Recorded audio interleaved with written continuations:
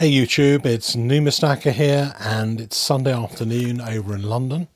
And yesterday I took this video of a package which came in for grading, and I thought, what a great idea to talk about modern sovereign collecting, because I've noticed so many people, particularly on the Silver Forum, seem to be collecting. Well, I mean, people collect sovereigns in general, but there's a lot of interest in modern sovereigns, both bullion sovereigns and also proof sovereigns and special editions, and they tend to sell out very quickly from the mint.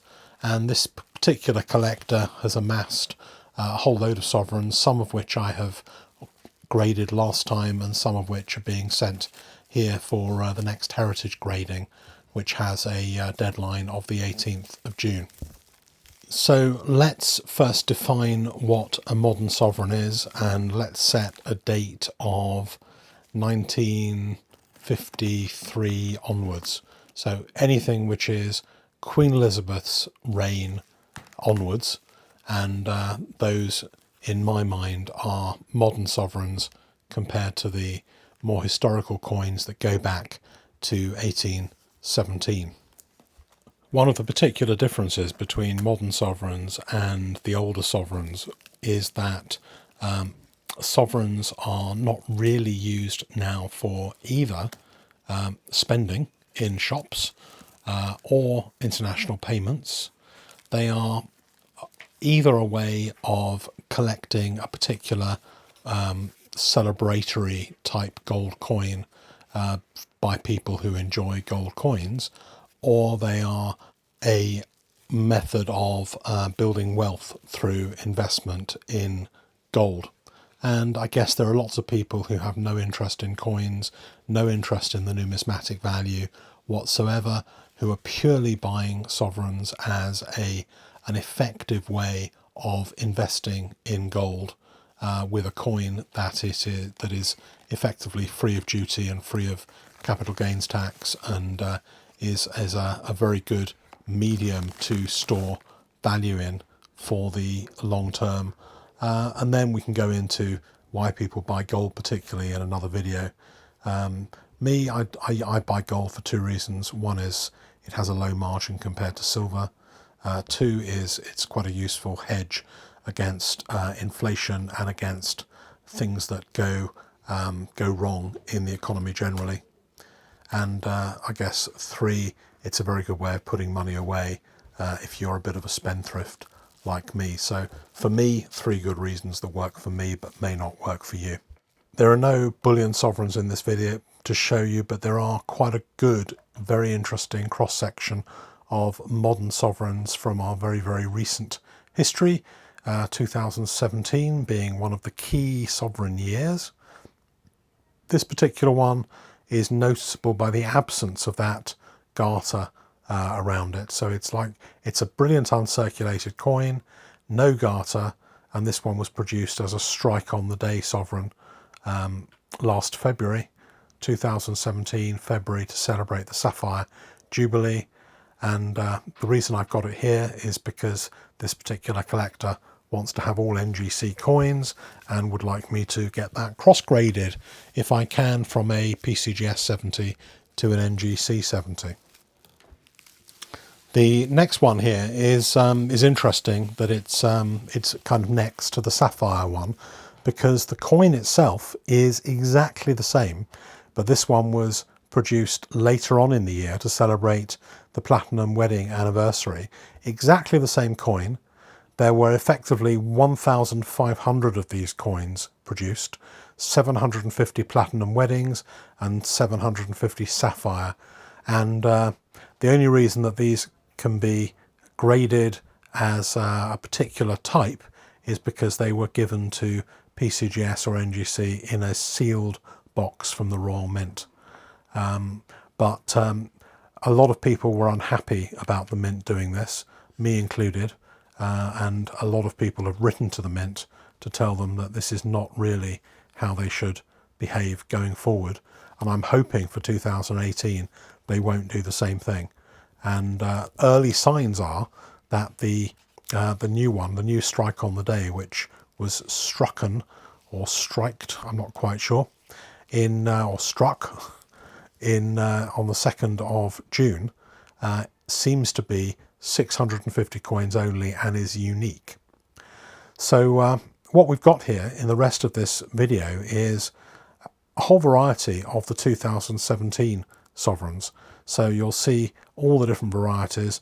I'm not going to speak individually about each one, but I want to speak a little bit more generally about why modern sovereigns are a pretty good thing to collect.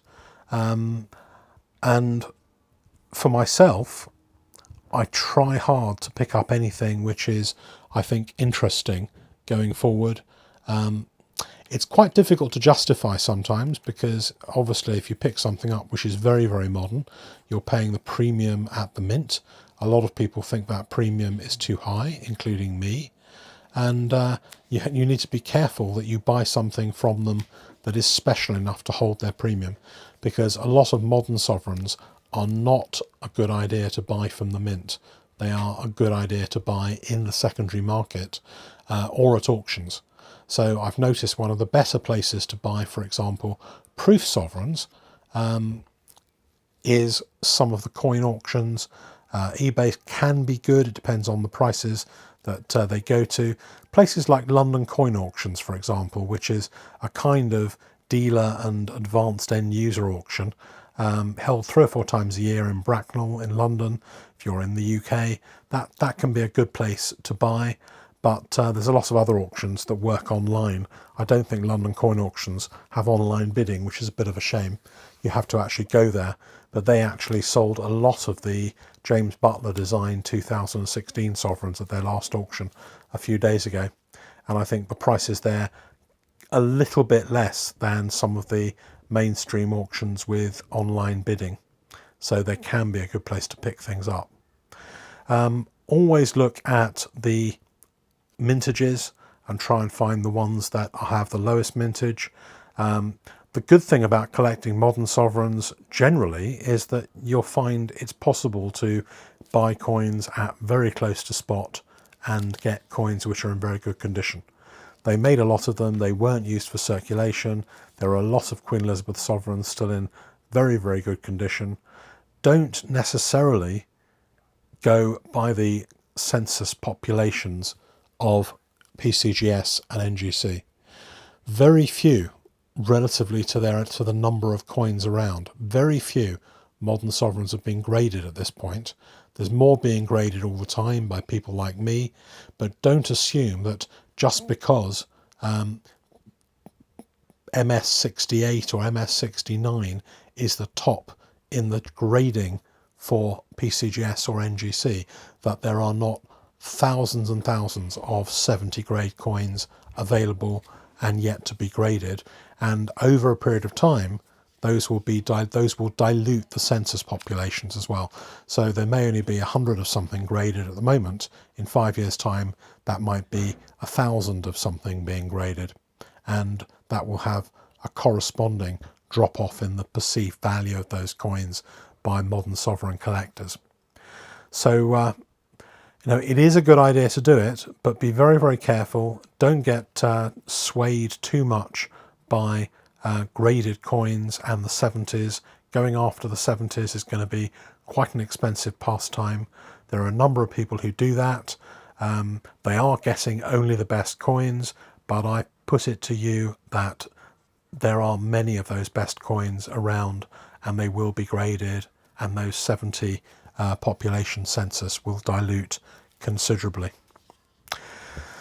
So should you buy bullion or should you buy proof? And I think that, well, if I were to buy bullion sovereigns at the moment, and I have been buying bullion sovereigns, I would watch out for 2002 and 2005 as the years.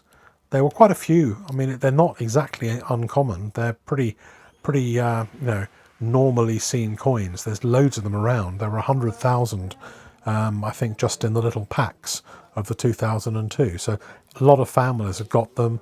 They may not have been touched. They're probably in pretty good condition, but look for them where you want to pick them up at a reasonable price. If they don't go really high at auction and they're only a few pounds more than a regular sovereign, I think that those special years could be very highly desirable going forward, and even the bullion sovereigns that are mass produced could be worth a big premium. Personally, I would stay away from the 2012 bullion sovereign. I don't particularly like it. I think I've had one. It's very, very shiny. You can't really see the design, and it was a bit of a disappointment. The 2005 and the 2002 are much nicer coins to have, and I don't think that it's a bad thing trying to pick up a number of those and just put them away.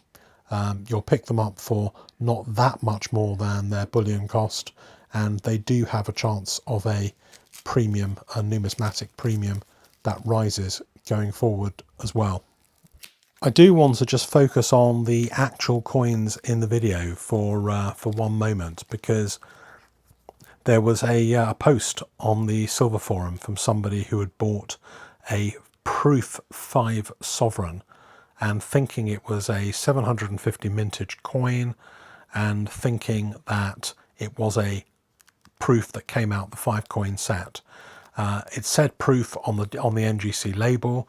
It had obviously been graded by one of the big coin companies when they originally came out, but as you can see here very clearly, a genuine proof is on the left hand side of the picture. The BU coin, of which there's 1,000 of, is not a proof. It's brilliant uncirculated, and that's on the right hand side of the picture, and you can see the difference. The proof has been struck to proof standards maybe up to 6 times going through the press. The BU coin has been specially handled, fewer strikes, and a much less significant depth of frosting, and you can tell the difference. And there are slabs around which are marked wrongly, so NGC will change any of those slabs for you free of charge if you want to send them into NGC. I'm not sure to do a mechanical like that. If you need to be a member, you probably do, or send them in through a dealer, or send them in through me if you're in the UK, but they will change those coins free. I don't know if there's a special label, whether they'll reproduce the special label when they change it, but you will get a coin which says MS70 DPL if that's the grade, as opposed to the wrong one which says PF. Some people like me enjoy keeping the error coins, but I have seen genuinely people being misled when it comes to buying these coins. They think it's a genuine proof and it isn't. So that's all from me for this video on modern sovereigns, and I hope you enjoyed it. I hope you let me know in the comments below what your feelings are on modern compared to older sovereigns.